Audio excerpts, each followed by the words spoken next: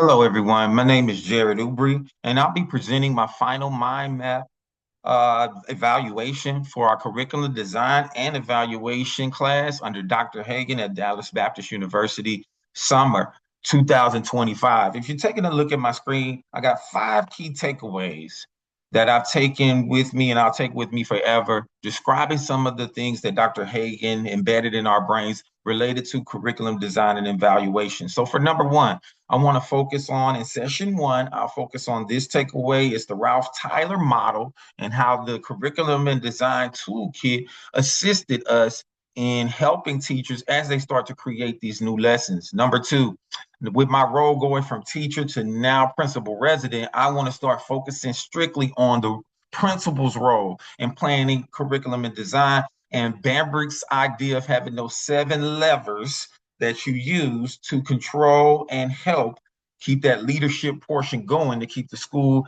operating at a high level. Number three is innovate inside the box and the curriculum audit. I connected those two because I felt like if I understood better how each curriculum model was being used, I could then show them some of those key skills from Innovate Inside the Box, one of our research books, and all of those things that we learned and be able to get that to the teacher so they can be able to use them when they're creating their curriculum design portions of their lesson. On session four, I'll talk about the constructive response and the pop cycle. And of course, on session five, I'll then focus in our last book of research, which is the new art and science of teaching. So in session one, if you take a look, I created my mind map. I reflected over it. It's a core and easy way for you to keep your information all in one place in a mapping type of assignment. I was appreciative of the harmonized video and being able to introduce ourselves as we started the course. And this is where I'm bringing in that connection. See, this toolkit, I want to be able to provide that for teachers, but I also want to go back to this Ralph Tyler model and how he stated in question two, what educational experiences are we using and creating to attain the purposes of reaching each standard, each objective.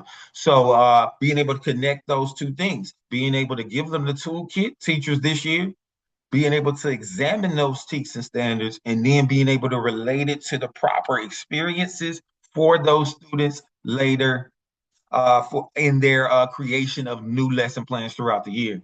In session two, going back to the top, in session two, I'll be focusing on multiple things. Of course, we did our research reflection over the different types of curriculum, which was awesome, learning about the history of the curriculum.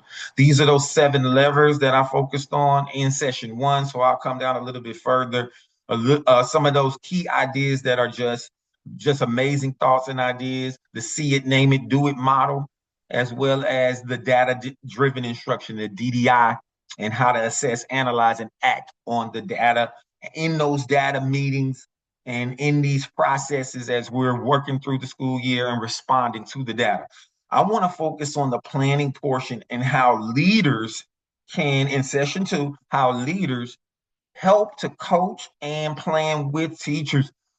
School principals are not just controllers of the school, they're also helpers in curriculum and design. And we must take that mind frame as you look at my last mind map on session two into leadership next year in my principal internship and allow myself to immerse in the PLCs in the different areas of data and learning what the kids are developing throughout the year. In session three, of course, I recorded my video, and just to let you all know, I did create a YouTube channel.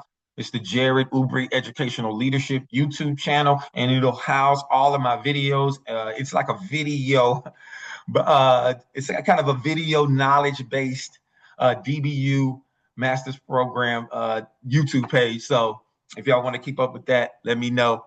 As I look at the 6 strategies that were taught inside Innovate Inside the Box, wow, what some great things. And we even been discussing some of these things with my current principal who I'm working under as the principal resident, maybe using some of those family hookups coming from chapter 8 and Innovate Inside the Box. Now, when we talk about this audit of those lesson plans, hey, this was very valuable for me. Some of these lesson plan models I had never researched.